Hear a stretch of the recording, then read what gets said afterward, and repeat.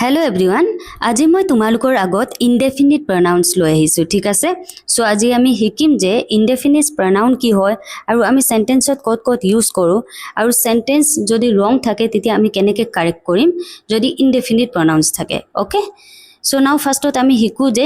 indefinite pronouns মানে কি হয় This pronouns refers to an unspecific person or object ইয়াত n নালাগে are called indefinite pronouns তাৰ মানে কি কৈছে যোনটো প্ৰনাউনে কোনো ব্যক্তি বা বস্তুৰ নাম স্পষ্টকৈ নকয় ঠিক আছে মানে সাধাৰণভাৱে জেনাৰেলি তাত কোৱা হয় বাট স্পেসিফিক্যালি নেম বা আইডেন্টিটি মেনশন নাথাকে ঠিক আছে হেতুক আমি কি বুলি কওঁ ইনডেফিনিট প্ৰনাউন্স ফৰ এক্সাম্পল মই যদি ইয়াত এভৰিবডি লিখো এভৰিবডি লিখিলে ইয়াত তোমালোকে গম নাপাবা যে কাৰ কথা কোৱা হৈছে বা ইয়াত নাম মেনশন নাই ৰাইট জেনাৰেলি ইয়াত কোৱা হৈছে সকলো ওকে সো বুজি পাইছানে ইনডেফিনিট প্ৰনাউন্সত কি হয় যে স্পষ্টকৈ তাত নাম মেনশন নাথাকে বা ইউ নো কাৰ কথা কৈছে বা কিহৰ কথা কৈছে আমি এক্স্যাক্টলি গম নাপাওঁ ওকে হেতু হৈছে ইনডেফিনিট প্ৰনাউন্স নাও এক্সাম্পল কেইটামান চাওঁ যেনেকৈ someone no one anyone everyone somebody nobody anybody everybody something nothing anything everything so এবিলা কি হয় যে ইনডেফিনিট প্ৰনাউন্স হয় ঠিক আছে আৰু এটো যোনটো ফাৰ্স্ট যোনটো দুটা ৰো আছে someone আৰু somebody যোনটো ৰো আছে হেতু লিভিং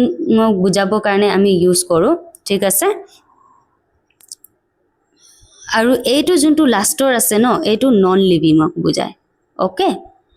ফাৰ্স্টৰটো কি আছিলে ফাৰ্স্ট দুটাটো এটো লিভিং আৰু এটো কি বুজায় নন লিভিং বস্তুক বুজায় ঠিক আছে নন লিভিং বস্তু এতিয়া এটা কথা তোমালোকে মনত থব লাগিব যে ইনডেফিনিট প্ৰনাউন্স এইকেটা যিমান আছে এটোত আমি সদায় সিঙ্গুলাৰ বুলি ভাবিব লাগিব ঠিক আছে সিঙ্গুলাৰ মনত থবা পিছত সেন্টেন্স যেতিয়া কাৰেকশন কৰিম তেতিয়া তোমালোকে এটো কানেক্ট কৰিব লাগিব এটো সিঙ্গুলাৰ বুলি ভাবিম ওকে আৰু ইয়াৰ লগত যিমান সেন্টেন্সত আহিব আমি সব সিঙ্গুলাৰ ইউজ কৰিব লাগিব ভাৰ্ব সিঙ্গুলাৰ হ'ব ওকে আৰু সিঙ্গুলাৰ কিয় হয় হেতু মই তোমালোকক অলপ কৈ দিও যে যেনেকৈ ইয়াত এভৰিবডি কলেটো ইয়াত বহুত আহি যায় আমি জানো যে more than one থাকিলে তো প্লুৰেল হ'ব বাট আমি এই গুটেইখিনিক আমি কি ভাবি লৈছো সিঙ্গুলাৰ ভাবি লৈছো ইয়াত এভৰিবডি তো এতিয়া সব আহি যায় ৰাইট কিন্তু এভৰিবডি কলেও কি হয় যে ইচ পাৰসন বা ইউ নো এভৰিথিং কলেও ইচ থিংছক বুজাব মানে প্ৰতিজন ভিন্ন ভিন্নকে আমি ভাবি ল'ব লাগিব ঠিক আছে সেই কাৰণে ইয়াত আমি সিঙ্গুলাৰ ইউজ কৰো এতিয়া আমি ৰুল নম্বৰ 1 ত যাওঁ pronouns যেতিয়া for example everybody somebody anybody nobody এবিলাক যেতিয়া আহিব ইনডেফিনিট pronouns তেতিয়া আমি সিঙ্গুলাৰ ইউজ কৰিব লাগিব মই তোমালোকক অলৰেডি কলো ৰাইট তাৰ পিছত নেক্সট আৰু আমি কি ইউজ কৰিব লাগিব সিঙ্গুলাৰ যদি আহে সাবজেক্টটো তেতিয়া সিঙ্গুলাৰ ভাৰ্ব আমি ইউজ কৰিব লাগিব যদি আমি ইয়াত প্লুৰেল ইউজ কৰি দিও তেতিয়া ৰং হৈ যাব বুজি পাইছানে সিঙ্গুলাৰ pronouns যেনেকৈ he she him her his himself এটো সেন্টেন্সত যেতিয়া ফৰ এক্সাম্পল এভৰিবডি আছে তো এভৰিবডি টু সাবজেক্ট হ'ব ৰাইট সো সাবজেক্টৰ পিছত যোনটো সেন্টেন্স কন্টিনিউ হ'ব তো হে কন্টিনিউৰ পিছত যদি আমি লগাব লাগিব তেতিয়া সিঙ্গুলাৰ pronounsত লগাব লাগিব সেন্টেন্সত যদি থাকে ওকে এতিয়া তোমালোকে এক্সাম্পল চালে ভালকৈ বুজি পাবা let me give you one example two example ইয়াত কি লিখা আছে everyone have their own ideas এই সেন্টেন্সটো এতিয়া কাৰেক্ট আছে নে তোমালোকে নিজে চোৱা এভৰিওয়ান টু কি হয় সিঙ্গুলাৰ হয় ৰাইট সো সিঙ্গুলাৰৰ লগত ইয়াত আমি যেতিয়া ইউজ কৰিম এতিয়া হেতু সিঙ্গুলাৰ হ'ব লাগিব হেভ টু আমি প্লুৰেল লগত ইউজ কৰো তেতিয়া হলে এই সেন্টেন্সত এই হেভ টু ৰং আছে ইয়াত আমি কি লিখিব লাগিব হেজ বিকজ এভৰিওয়ান আমি সিঙ্গুলাৰ ধৰি লৈছো এভৰিওয়ান হেজ এতিয়া এটো যদি সিঙ্গুলাৰ হয় এটো কেনেকৈ প্লুৰেল হ'ব right so everyone etu their কাটি মেলি আকৌ এটো কি হ'ব his হ'ব ঠিক আছে so everyone has his own ideas এতিয়া এই সেন্টেন্সটো কি হ'ব কারেক্ট হ'ব এতিয়া ইয়াত তোমালোকে ভাবিছা সাগে his কেনেকৈ আহিলে যদি সাবজেক্টটো যদি আমি জেন্ডাৰটো গম নেপাওঁ যে কি জেন্ডাৰ হয় তেতিয়া ইংলিশত আমি his ইউজ কৰো কিন্তু আজিকালি his বা her স্লেশ দি মেলি লিখে okay but যদি জেন্ডাৰ মেনশন আমি নাথাকে বা গম নাপাওঁ তেতিয়া তোমালোকে কি কৰিব পাৰা যে হিজ বুলি লিখিব পাৰা ওকে নেক্সট হৈছে এতিয়া example everything has their own limitations ইয়াৰ পৰা এতিয়া তোমালোকে সেন্টেন্সটো কি ভুল আছে তোমালোকে ফাইন্ড আউট কৰিব পাৰিবানে এতিয়া এভৰিথিংটো কি হয় আমি জানো সিঙ্গুলাৰ হয় হেজ ওকে সিঙ্গুলাৰে ইউজ কৰিছে ঠিক আছে এতিয়া দেয়াৰটো কিন্তু সিঙ্গুলাৰ ইউজ কৰা নাই তো আমি এতিয়া কি লিখিব লাগিব দেয়াৰ জায়গাত এতিয়া এটো থিংস আছে ন থিংস থাকিলে সদায় তোমালোকে ইট ইউজ কৰিব লাগিব ইয়া ইটস তেনেকে তোমালোকক মই পিছত এক্সাম্পলত আনিমেই বাৰু বস্তু থাকিলে সদায় ইট আহিব ঠিক আছে বস্তু বুজাবলৈ হলে ইট আহিব ওকে এতিয়া এই দেয়াৰটো কি হ'ব হিজ নহব এই দেয়াৰটোত আমি ইয়াতে হিজ লিখিব নোৱাৰো ভুল হ'ব ইয়াত বস্তু হয় তো বস্তু বুজাব হলে ইটস আহিব okay so everything has it's on limitation বুজি পালানে এভৰিওয়ান টু লিভিংক বুজাব এভৰিথিং টু বস্তু বুজাব সেইকাৰণে আমি ইয়াত ইটস ইউজ কৰিছো ওকে এতিয়া আমি নেক্সট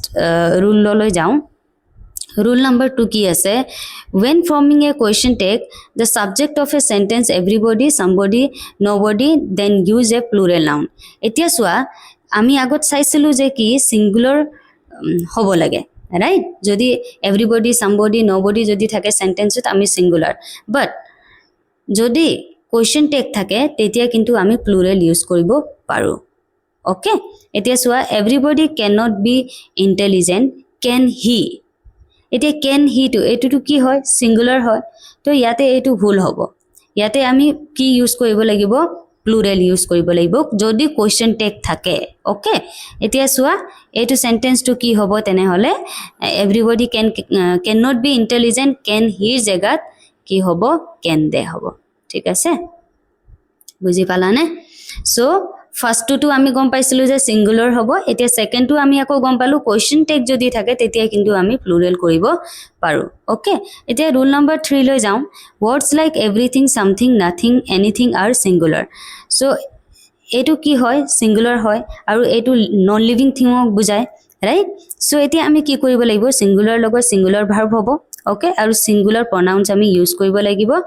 বস্তু থাকিলে সদায় ইট ইটস ইটসেলফ এনেকে আমি ইউজ কৰিব লাগিব ঠিক আছে এতিয়া ইটসেলফ টু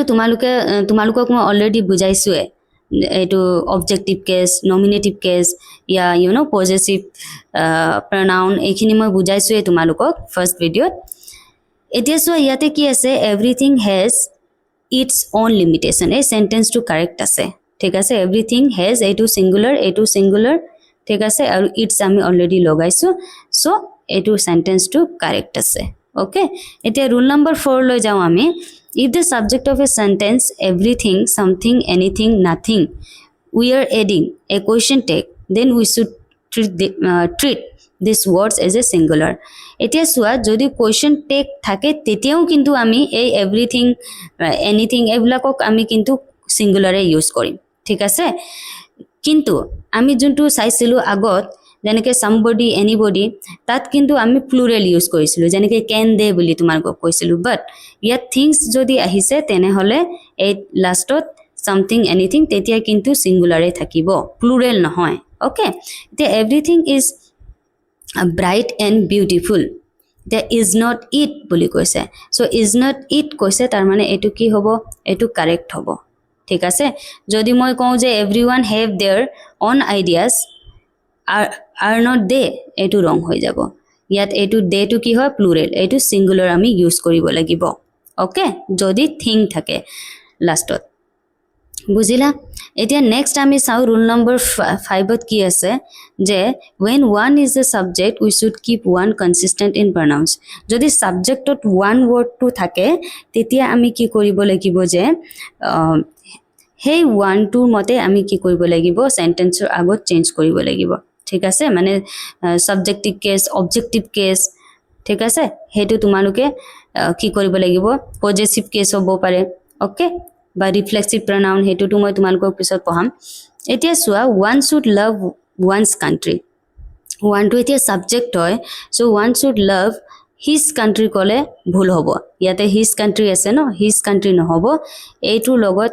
ওৱানছে আহিব ঠিক আছে ইয়াত কি কৈছে কনসিস্টেন্স ইন প্ৰনাউন বুলি কৈছে না so one should love one's country হ'ব ওকে এতিয়া নেক্সট আমি চাওঁ আৰু কি আছে one should help oneself এতিয়া ওৱানৰ লগত এইটো ওৱান সেল্ফ আমি লিখিছো ঠিক আছে one should help them self ক'লে ভুল হ'ব ইয়াতে দেম সেল্ফ লিখিলে নহ'ব এইটোৰ মতে আমি কি কৰিব লাগিব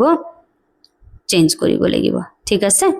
সো আমি ৰুল 5টা শিকি ললো আজি আৰু আছে বহুত আছে মই পিছৰ নেক্সট ভিডিঅ'ত লৈ আনিম ওকে সো আই হোপ তোমালোকে ইনডেফিনিট প্ৰনাউন কি হয় আৰু আমি কেনেকৈ ইউজ কৰো আৰু সেন্টেন্স আমি কেনেকৈ কাৰেক্ট কৰিব লাগে হেতু আমি শিকিলো ওকে সো আজিলে ইমানে থ্যাংক ইউ সো মাচ